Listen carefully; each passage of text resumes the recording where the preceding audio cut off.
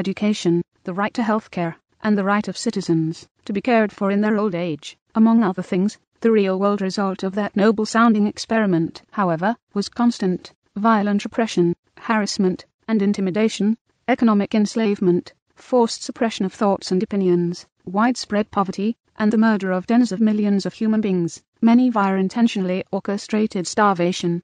The Constitution of the People's Republic of China is very similar to that of the Soviet Union, and the results were similar as well. Widespread violent repression and tyranny, as well as mass murder. The attempt by Chinese authorities to use the violence of the state to reduce population growth has had particularly horrendous and deplorable results.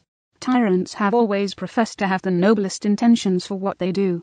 But even good intentions, when added to the belief in authority, always result in immoral violence, sometimes to an almost incomprehensible degree. Even without all of the historical examples, it should be obvious that trying to achieve compassion and fairness, love and virtue, cooperation and brotherhood, by way of authoritarian aggression and violence, is insane, and that government, by its very nature, as a tool of forcible control, can never and will never lead to justice, peace and harmony. It is also worth noting that the political left and right are both enamored with the concept of equality, with the political right pushing for equality under the law, and the left pushing for equality of outcomes. But neither actually wants true equality, because they both exempt the ruling class from such equality. True equality rules out all government, because a ruler and a subject obviously can never be equals. What statists actually want is equality among the slaves, but enormous inequality between the slaves and the masters. This again shows that they view government as being superhuman, because it never occurs to them, as they push equality for all, that the equality should also include the politicians and the police.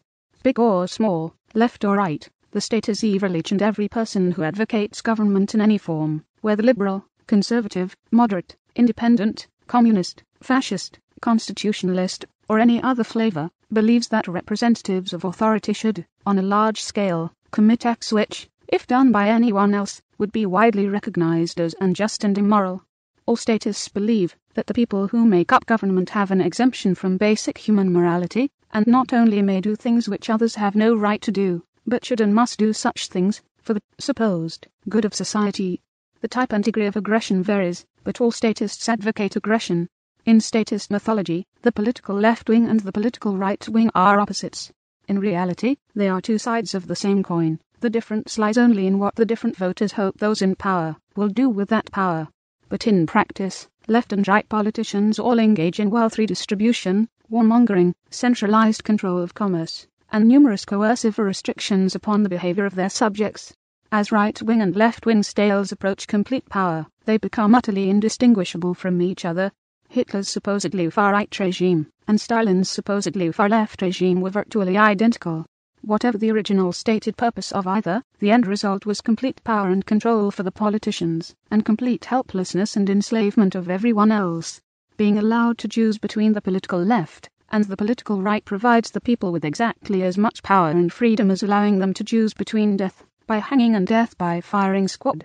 And adding an independent third party only adds the option of death by electrocution. As long as the people bicker only about which gang should enslave everyone, also known as democracy, the people will remain enslaved. Ironically, statists of all political stripes lament the influence that lobbyists and special interests have over politicians, ignoring the fact that every voter is a special interest, and every campaign contributor is a lobbyist. Once people accept the premise that government has the right to forcibly micromanage society, perpetual competition between groups, each throwing money on favors at politicians to buy to get their way, is inevitable.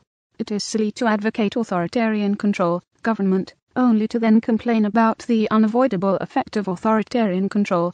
People trying to buy influence. Politicians can be bought only because they hold the power to sell, and they have the power to sell only because people believe in government. State power will always be used to serve one person's agenda at the expense of another. How else could coercion be used, making the idea of government corruption redundant? Every statist wants government to forcibly impose his will on others, but dubs it corruption if someone else's agenda wins out. The hypocrisy is astounding. Likewise, conservative pundits, on talk radio and elsewhere, sanctimoniously chastise liberals for advocating the forced redistribution of wealth, while the pundits do exactly the same thing for slightly different purposes.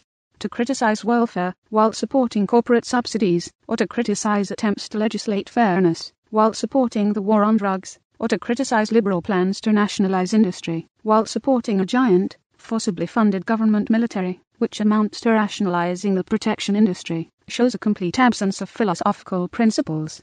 At the same time, it is equally hypocritical for liberals to righteously condemn right-wing warmongering while supporting a giant, intrusive, vicious extortion racket, taxation, or to complain about the intolerance of the right while advocating all manner of authoritarian behavioral controls. In truth, there is a real difference between the philosophical principles of one statist and another, because they both accept the premise that a ruling class, with the right to control and rob the population, is necessary and legitimate. The only argument after that is riot one of principle, but simply a debate over how the loot should be distributed and what choices should be forced upon the peasants. There is no such thing as a tolerant liberal or a tolerant conservative, because not one of them tolerates people spending their own money and controlling their own lives. It is true that the degree of evil and the types of immoral aggression advocated vary based upon the different styles of statism. Constitutionalists, for example, advocate relatively low levels of robbery and extortion, taxation, and advocate that only certain, limited activities and behaviors should be controlled via threats and coercion, regulation. But every power which any constitution pretends to grant to any legislature is a power not possessed by mere mortal individuals. Who would bother writing into a constitutional line pretending to delegate to certain people a right already possessed by everyone else? All such grants of power, and any document purporting to create a government, or empower any legislature to do anything, are attempts to issue license to commit evil. However, as should be patently self-evident, no person or group of people, regardless of what documents they create, or rituals they perform, can grant to someone else moral permission to commit evil. And putting supposed limits on such permission does not make it any more sane or legitimate. In short, to advocate government is always to advocate evil. Liberals and conservatives both insist that someone needs to be in charge, because that is the reality they were raised in. The only thing required of them was that they remain obedient to authority. From that training, they have little or no idea what to do, if left to their own devices, if no one is telling them what to do. So they refuse to grow up and try to hallucinate into existence a superhuman authority. Paradoxically, even though there is no earthly species above human beings, they seek to fabricate this superhuman entity out of nothing but human beings, and then try to bestow upon it superhuman qualities, rights and virtues. The entire concept is delusional, but it is shared by the vast majority of people the world over, who refuse to accept the fact that there is no shortcut to determining right and wrong, that there is no magic trick which will make truth and justice automatically prevail, that there is no system that can guarantee safety or fairness, and that everyday mortal human beings, with all of their deficiencies and shortcomings, are the best and only hope for civilization. There is no tooth fairy, or Santa Claus, or magical entity called government, which can make an immoral species behave morally, or make a group of imperfect people function perfectly. And the belief in such an entity, rather than being merely pointless and ineffective, drastically increases the overall stupidity, conflict, injustice, intolerance, violence, oppression and murder in human society. Nonetheless, most of those indoctrinated into the worship of government would rather cling to their familiar, horribly destructive, heinously evil, profoundly anti-human superstitions than grow up and accept the fact that there is no one above them, that there is no giant mommy or daddy to save the day, that they are at the top, and that each of them is personally responsible for deciding what he should do, and then doing it. Sadly, they would rather suffer the hell of perpetual war and total enslavement than face the uncertainty and responsibility that comes with freedom. The belief in authority negates and overrides nearly all of the positive effects of religious and moral beliefs. What most people call their religion is empty window dressing, and what most people doubt as their moral virtue is irrelevant, as long as they believe in the myth of authority. Christians, for example, are taught things such as if someone strikes you, turn the other cheek, love your neighbor, and even love your enemy, and do unto others as you would have them do unto you. Yet every so-called Christian who believes in government constantly forsakes these principles, advocating constant aggression against everyone, friend and enemy, neighbor and stranger, via the cult of government, to put on a show of being pious, religious, compassionate, loving and virtuous, while voting for a gang that promises to use violence to control the actions of everyone you know, is the height of hypocrisy. To refrain from personally robbing one's neighbor while pushing for someone else to do it is both cowardly and hypocritical. Yet almost every Christian, and every member of every other religion, does such things on a regular basis, by way of political advocacy. As mentioned before, faith in government is a purely religious belief. As such, the vast majority of those who wear the label atheist are not actually atheists, because they believe in the God called government. They do not recognize it as a religious belief, of course, but their belief in that ethereal, superhuman savior of mankind, authority, is as deep and faith-based as any other religious belief. Ironically, atheists are often quick to point out the destruction that has been committed throughout history in the name of religion, but fail to notice the gruesome results of the God they bow to, government. The atheists are absolutely right to point out that, when churches were the accepted authority, the organizations thought to have the right to forcibly control others, many of them committed large-scale, heinous acts of terrorism, torture and murder. But what most modern atheists fail to realize, despite the clear evidence staring them in the face, is that they are members of the most destructive church in history, the Church of Government, which has managed to wreak havoc, death, and destruction on a level far beyond what even the most vicious churches of the past did. For example, over the span of 200 years, around 1 or 2 million people were killed in the religious wars known as the Crusades. In comparison, in half that amount of time in the 20th century, over 100 times as many people were killed by the progressive policies of collectivist governments. Advances in technology no doubt played a large role in the increase in deaths, but the point is, whether the mask of authority is worn by a church or a state, the superstition is horribly dangerous, and the results horribly destructive. The fact that so many atheists eagerly condemn one form of the superstition, while vehemently advocating it in another form, shows an amazing degree of selective blindness. Often those most critical of oppression via religion are some of the most devout true believers in the God called government. Again, in the eyes of those who believe in government, there is a world of difference between acceptable individual behavior and acceptable government behavior. When an individual steals $100, it is seen as an immoral crime. When those in government steal trillions of dollars every year, it is seen as acceptable. If the average individual prints his own $100 bill and goes out and spends it, that is seen as fraud and counterfeiting, an immoral act akin to theft. When government gives legal permission for the Federal Reserve to do the same thing, but with trillions of fiat out of thin air dollars, that is seen as acceptable, even useful and necessary, while various governments have declared that the average man is not allowed to possess firearms. The mercenaries of government are allowed to have guns, bombs, fighter jets, tanks, missiles, even nuclear warheads. Ironically, such weapons, with the exception of nuclear weapons, are routinely put into the hands of the very same people who, before they became mercenaries for the state, were prohibited from possessing firearms.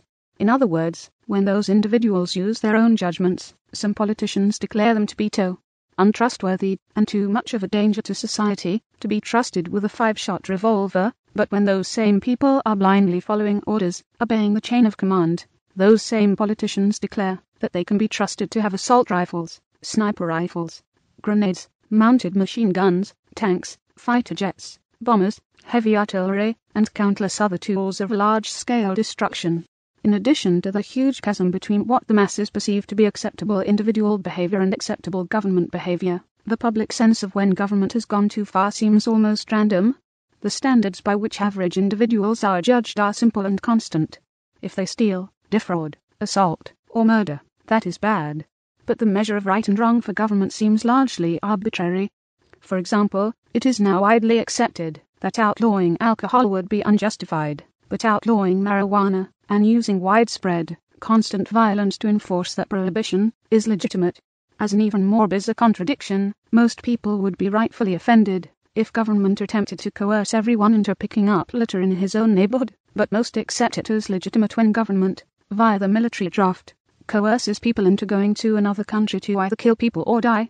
Bizarrely, this most heinous example of forced labor, forcing people to go to halfway around the world to murder complete strangers, was even committed by a government whose own rules, i.e., the 13th Amendment, prohibit involuntary servitude.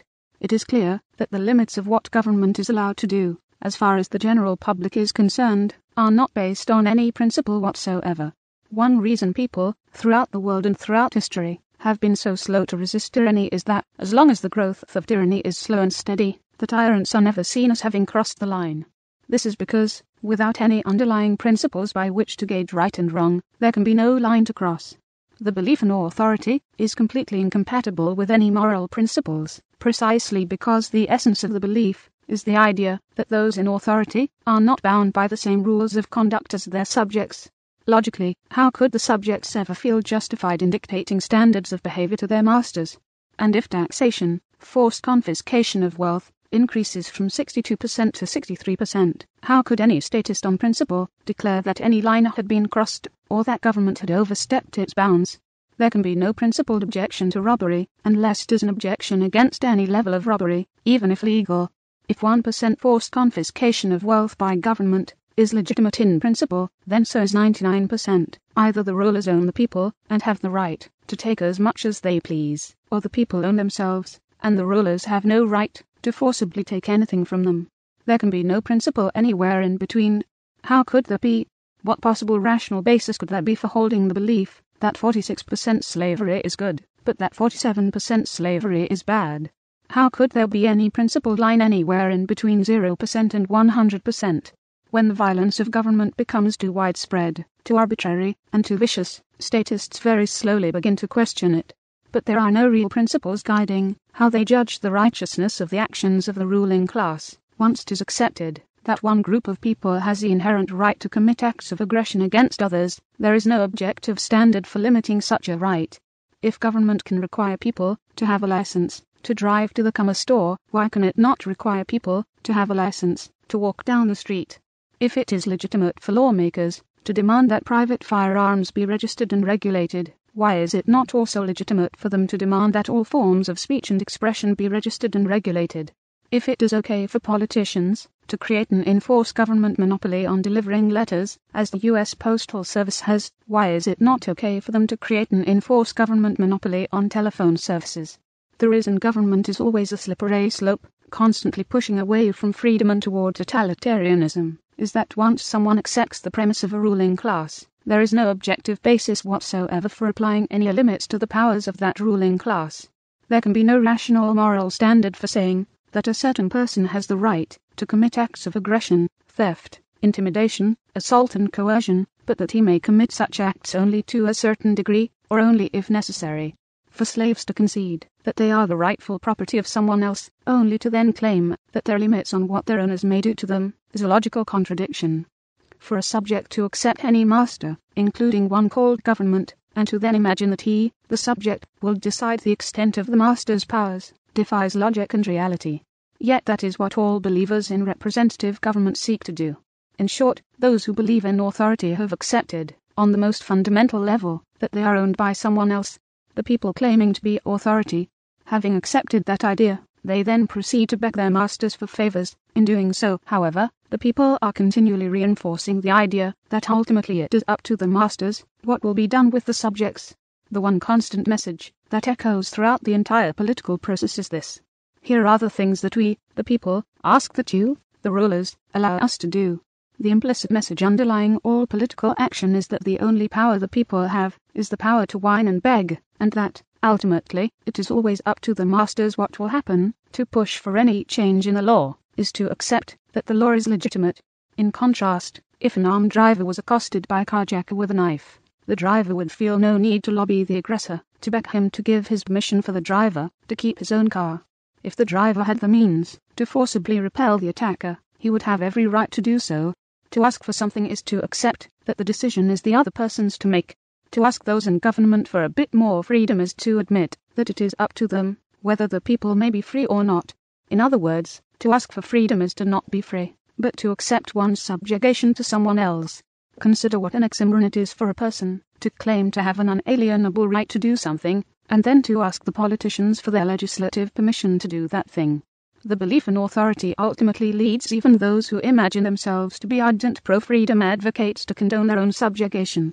No matter how loudly they demand that the politicians change some law, those who claim to love freedom, while still suffering from the authority superstition, merely reinforce the legitimacy of the ruling class's control over them, by implicitly agreeing that the people need the ruling class's legislative permission in order to have the right to do anything.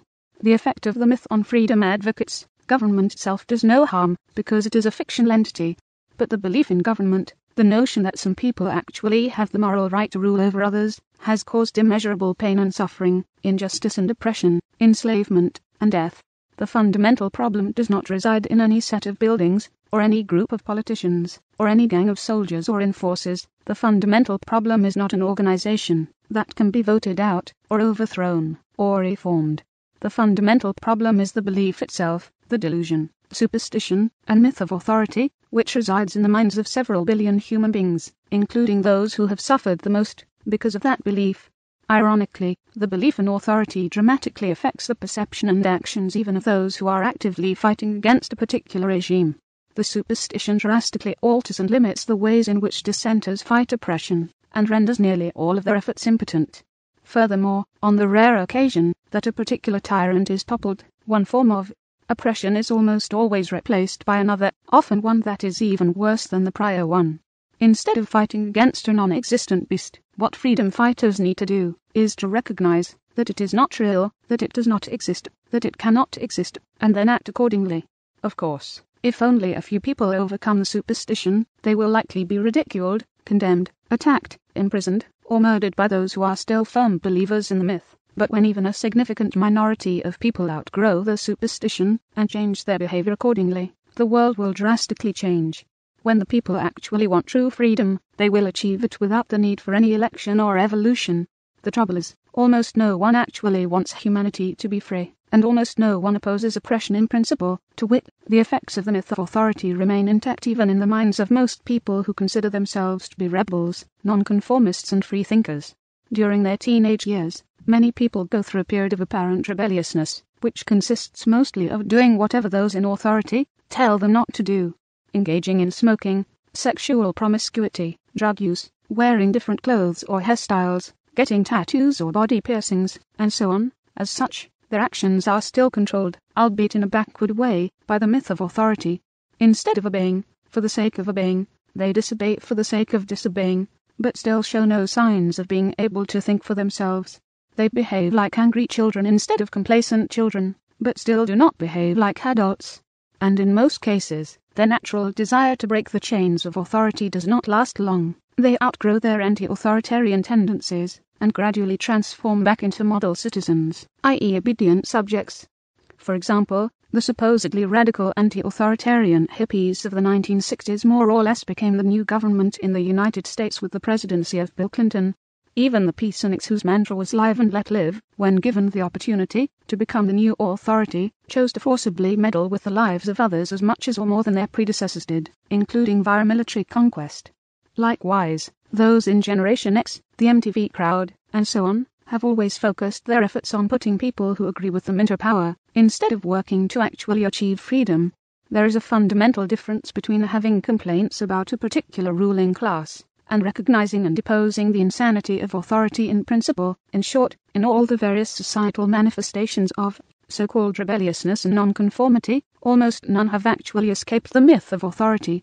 Instead, they have merely attempted to make a new authority, a new ruling class, a new government, a new centralized machine of coercion through which they could forcibly subjugate and control their neighbors. In short, nearly all so-called rebels are phonies who pretend to be resisting the man, but who really just want to be the man. And this should be expected, if one starts with the assumption that there should and must be an authority, and that a government exerting control over a population is a legitimate situation. Why would anyone not want to be the one in charge? Each person, by definition, wants the world to be the way he thinks it should be, and what better way could any person accomplish that than by becoming king? If someone accepts the notion that authoritarian power is valid, why would he not want to be used to try to create the world as he wants it to be? This is why the only people who truly advocate freedom in principle are anarchists and voluntarists, people who understand that forcibly dominating others is not legitimate, even when it is called law, and even when it is done in the name of the people or the common good. There is a big difference between striving for a new wise and nobler master, and striving for a world of equals, where there are no masters and no slaves. Likewise, there is a big difference between a slave who believes in the principle of freedom, and a slave whose ultimate goal is to become the new master. And this is true, even if that slave truly intends to be a kind and generous master. Even those who advocate a relatively limited, benign type of government are advocating against freedom. As long as the people believe in the myth of authority, every downfall of one tyrant will be followed by the creation and growth of a new tyrant. History is replete with examples, such as Fidel Castro and Guevara, who portrayed themselves as freedom fighters just long enough to become the new oppressors. They were no doubt quite genuine in their vehement opposition to the oppressions which they and their friends suffered from, but they were not opposed to authoritarian oppression in principle, as clearly demonstrated by their behaviour once they obtained power themselves. This pattern has been repeated over and over again throughout history, with the resentment of one tyrannical regime becoming the seed of the next tyrannical regime. Even Hitler's rise to power was due in large part to anger at the perceived injustices and oppressions inflicted upon Germany via the Treaty of Versailles. Of course, as long as the rebels suffer from the superstition of authority, their first priority, once they have overthrown one government, will be to set up a new one. So even acts of great bravery and heroism, among those who still believe in government, have accomplished little more than replacing one tyrant with another. Many have been able to recognize and oppose specific acts of tyranny by specific regimes, but very few have recognized that the underlying problem is not who sits on the throne. The problem is that there is a throne to sit on. The same failure to recognize the real problem occurs in more mundane, relatively peaceful reform as well. In the US, for example, a large portion of the population is perfectly able to see the injustices resulting from the war on drugs, global warmongering, and other violations of civil rights committed by Republican tyrants. However, not recognizing the belief in authority as the real problem, the solution proposed by those who recognize such injustices to give the reins of government to Democrat tyrants instead. Meanwhile, another large portion of the population is perfectly able to see the injustices resulting from heavy taxation, government micromanaging of industry, wealth redistribution schemes, citizen disarmament, gun control, etc. But, not recognizing the belief in authority as the real problem, the solution proposed by those who recognize such injustices is to give the reins of government back to Republican tyrants. And so, decade after decade, the machine of oppression changes hands, while individual freedom, in all aspects of life, continues to dwindle.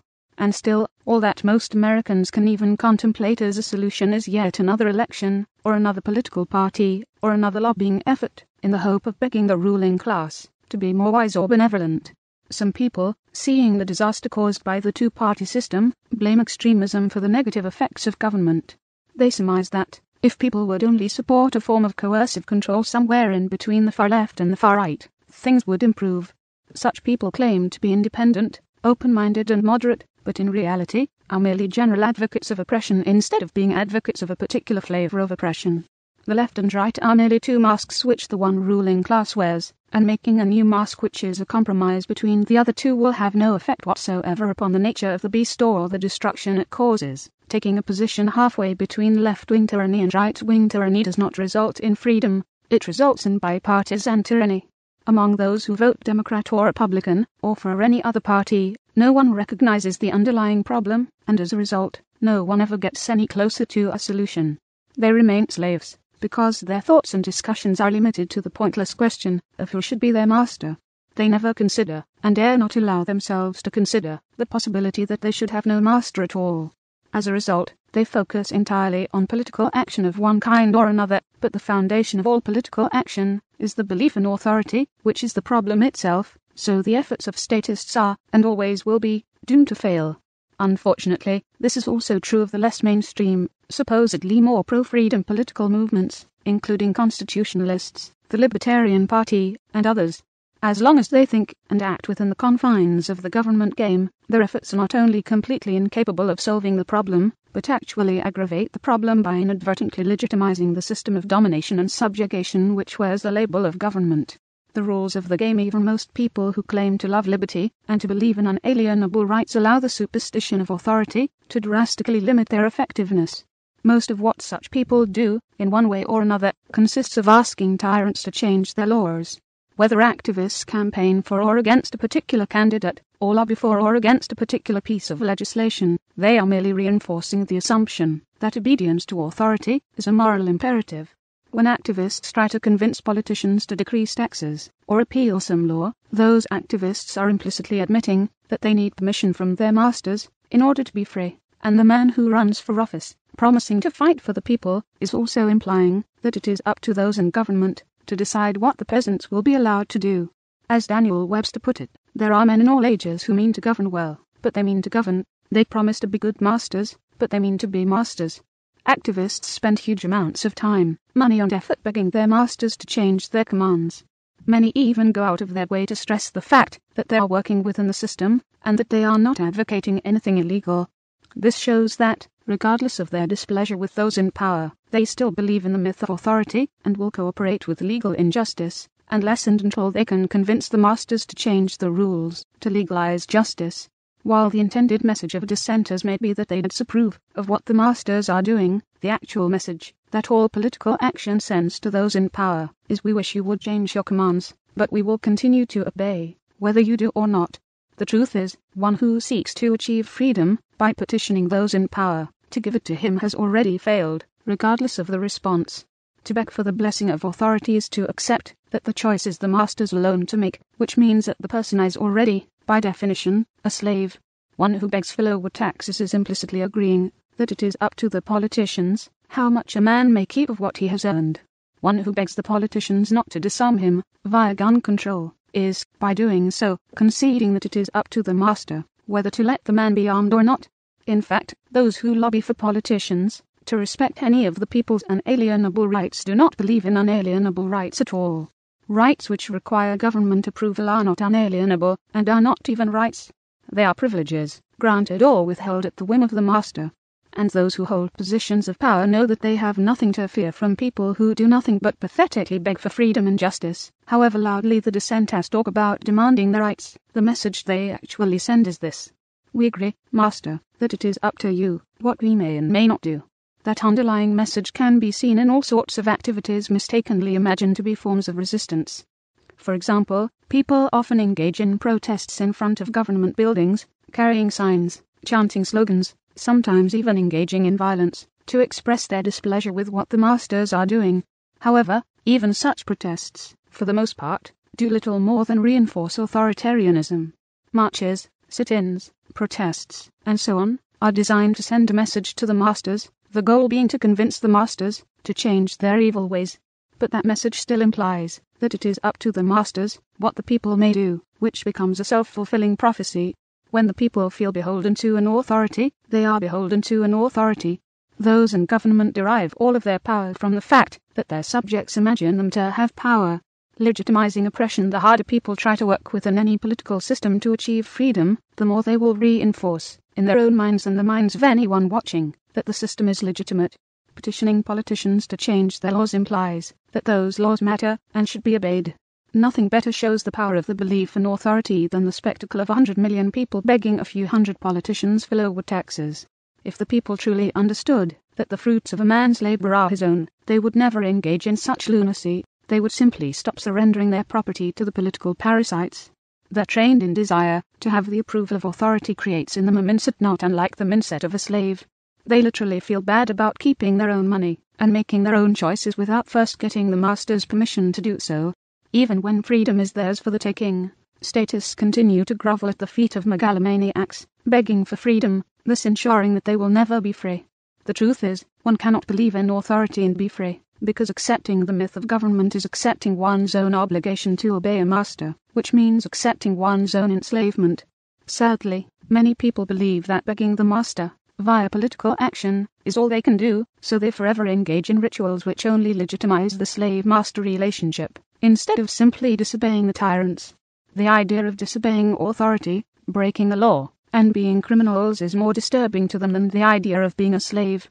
Those who want a significantly lower level of authoritarian control and coercion are sometimes accused of being anti-government, an allegation most vehemently deny, saying that they are not against government per se, but only want better government. But by their own words they are admitting that they do not believe in true freedom, but still believe in the divine right of politicians and the idea that a ruling class can be a good and legitimate thing. Only someone who still feels an abiding obligation to obey the commands of politicians would want to avoid being labelled anti-government. Since government always consists of aggression and domination, one cannot be truly pro-freedom without being anti-government. The fact that so many activists reject that label, anti-government, shows how deeply ingrained the superstition of authority remains, even in the minds of those who imagine themselves to be ardent advocates of individual liberty. One particularly fascinating phenomenon is worth mentioning here. Outraged by authoritarian injustice, but still unwilling to give up the authority superstition in themselves. Many in the growing freedom/malicious/patriot movement continue to seek, or claim to have found, some legal remedy which will persuade tyrants to leave them in peace.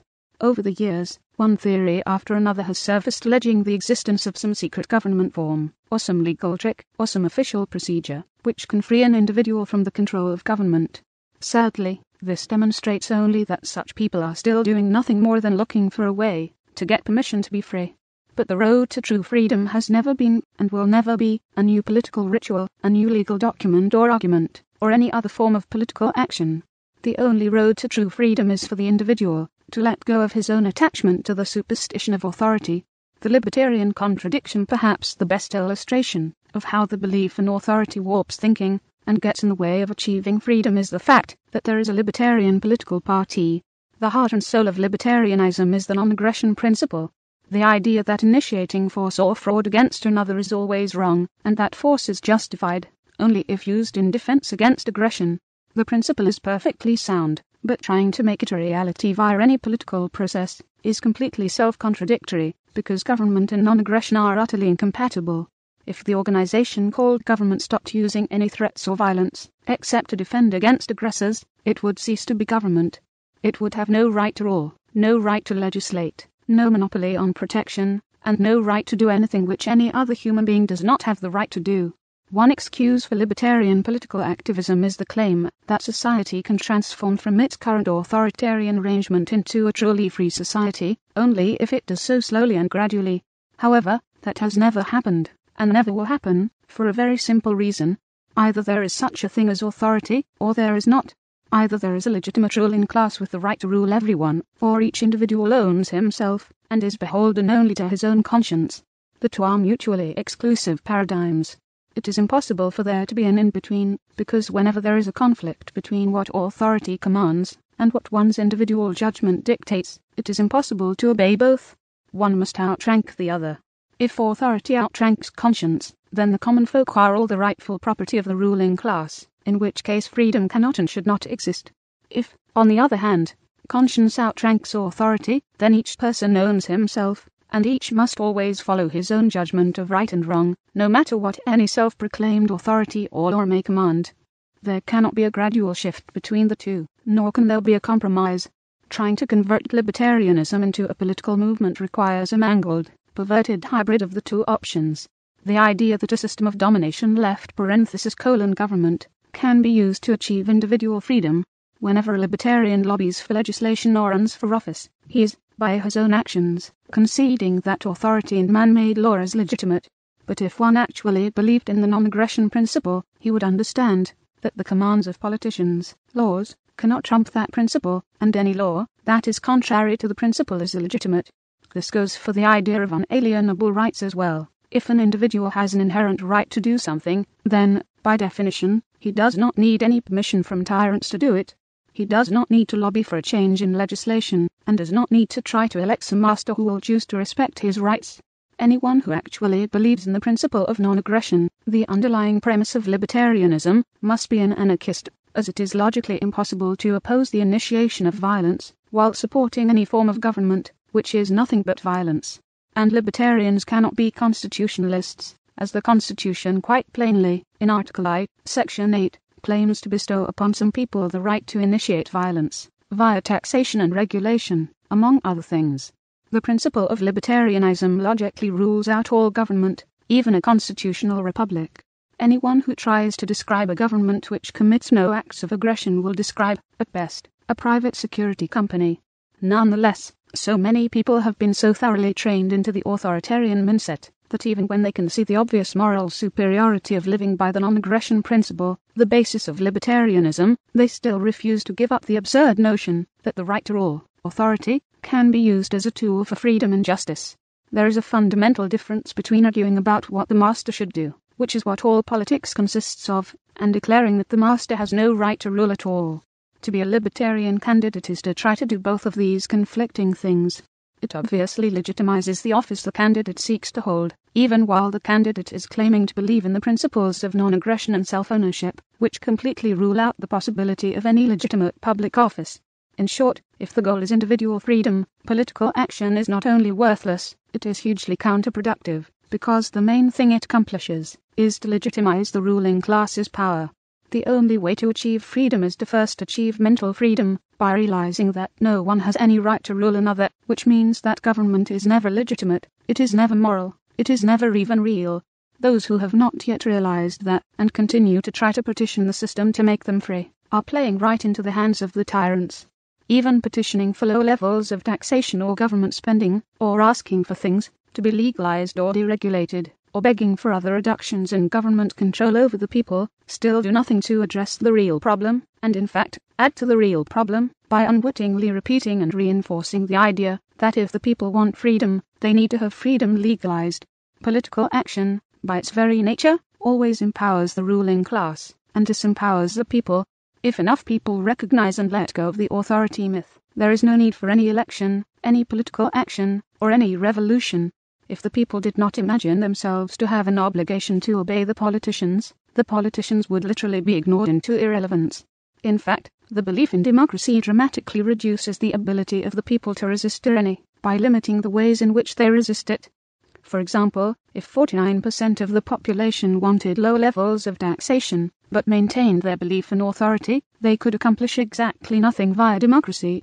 On the other hand, if even 10% of the population wanted no taxation at all and had escaped the myth of authority, including the democratic kind, they could achieve their goal easily by simple non-compliance. Using the US as an example, if 20 million people, less than 10% of American taxpayers, openly refused to cooperate with attempts by the IRS to extort them, the ruling class would be powerless to do anything about it, and the infamous Internal Revenue Service, along with the massive extortion racket it administers, would grind to a halt. It would be utterly impossible for 100,000 IRS employees to continually rob millions of Americans who felt no obligation to pay. In fact, it would be impossible for any agency to enforce any law which even a fraction of the public could disobey with no feeling of shame or guilt. Brute force alone could not achieve compliance. Any large population of people that did not perceive obedience, in and of itself, to be a virtue, and felt no inherent duty to obey the commands of those claiming the right to rule, would be utterly impossible to oppress. Wars occur only because people feel obliged to go into battle when authority tells them to. As the saying goes, what if they had a war, and nobody came? As long as the people can't be duped into perpetually begging for freedom to be legalized, they will be easy to subjugate and control. As long as a person's perceived duty to obey authority outranks his own personal beliefs and individual judgment, his beliefs and opinions are, as a practical matter, irrelevant. Unless and until a freedom advocate is willing to disobey the master, to break the law, his supposed love of freedom is a lie and will accomplish nothing. Same as the old boss. Many have argued that society without rulers is impossible, because the moment one government collapses or is overthrown, a new government will instantly spring up. In one sense, that is true. If the people continue to adhere to the myth of _authority, after any upheaval of a particular regime they will simply create a new set of masters, to replace the old set. But the reason for this is neither the necessity of government, nor the basic nature of man. What nearly all freedom fighters fail to realize, as they rail against tyranny and oppression, is that the underlying problem is never the particular people in power. The underlying problem resides in the minds of the people being oppressed, including the minds of most freedom fighters. As long as the people accept the myth of authority, even open revolution will, in the long run, do nothing to reduce oppression. When one group of controllers and exploiters falls, the people will simply set up another. Though few of those who wave their flags on Independence Day may realize it, the level of oppression under King George III, just before the American Revolution, was trivial compared to the current levels of taxation, regulation, and other authoritarian intrusion, coercion, and harassment which routinely occur in the US today. It is easy for people to see specific injustices committed in the name of a particular regime, but far more difficult for those same people to recognize that the root cause of such injustices is the belief system of the general public. History books are full of examples of long, bloody reigns of tyrants, followed at last by bloody revolution, followed by the anointing of a new tyrant. The type of tyrant may change, a monarch replaced by a communist regime, a right-wing tyrant replaced by a left-wing tyrant, an oppressive theocracy replaced by an oppressive populist regime, and so on, but as long as the belief in authority remains, so will oppression.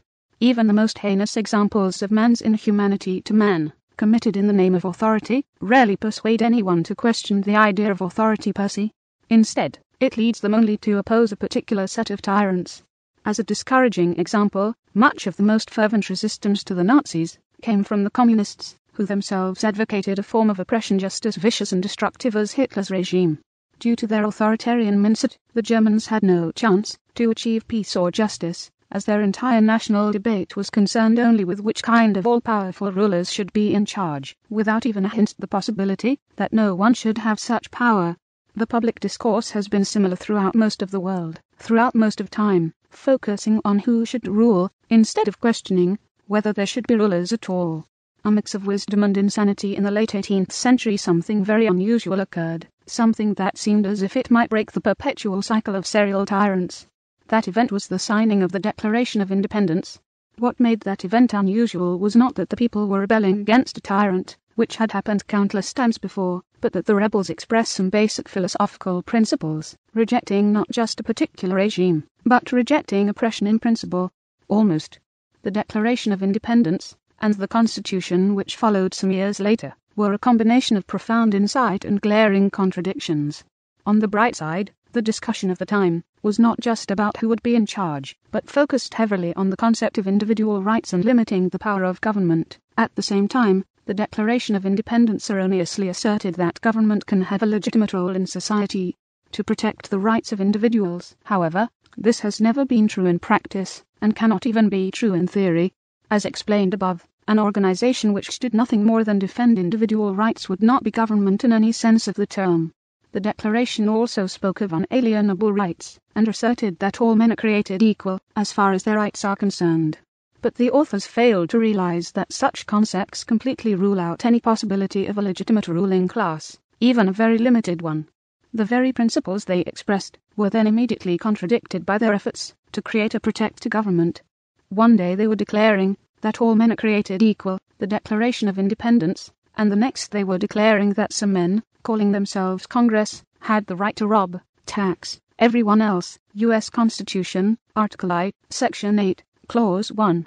The American Revolution was the result of a hodgepodge of conflicting ideas, some supporting individual sovereignty, some supporting a ruling class.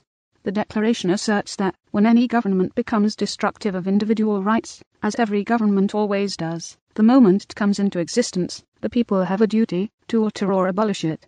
Yet the Constitution claims to give to Congress the power to suppress insurrections. U.S. Constitution, Article 1, Section 8, Clause 15. This implies that the people have a right to resist government oppression, but that government has a right to violently crush them when they do. In short, the works of the Founding Fathers consist of a combination of profound wisdom and utter lunacy. In some places, they describe quite well the concept of self-ownership. In others, they sought to create a ruling class. They did not seem to notice that those two agendas are utterly incompatible with each other. The result of their efforts was, in one sense, a gigantic failure.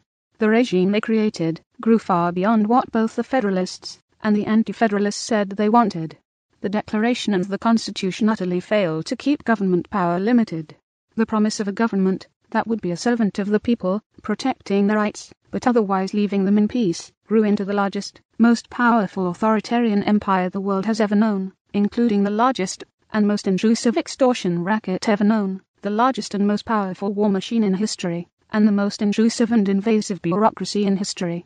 In truth, the idea was doomed from the beginning. Perhaps the most valuable thing the great American experiment accomplished was to demonstrate that limited government is impossible. There cannot be a master who answers to his slaves. There cannot be a lord who serves his subjects. There cannot be a ruler who is both above the people and subordinate to them. Unfortunately, there are still many who refuse to learn this lesson, insisting instead that the Constitution did not fail. The people failed, by not doing it right, by not being vigilant enough, or by some other neglect or corruption. Oddly, this the same excuse given by communists for why their flawed philosophy, when put into practice in the real world, always turns into violent oppression. The truth is that any form of authoritarian control, any type of government, whether constitutional, democratic, socialist, fascist, or anything else, will result in a set of masters forcibly oppressing a group of slaves. That is what authority is, all it ever has been, and all it ever could be, no matter how many layers of euphemisms and pleasant rhetoric are used in an attempt to hide it. The contract myth, the mythology surrounding the Constitution, alleges that it served as a sort of contract between the people in general and their new servants in Congress. But there is not a shred of truth to that. One cannot,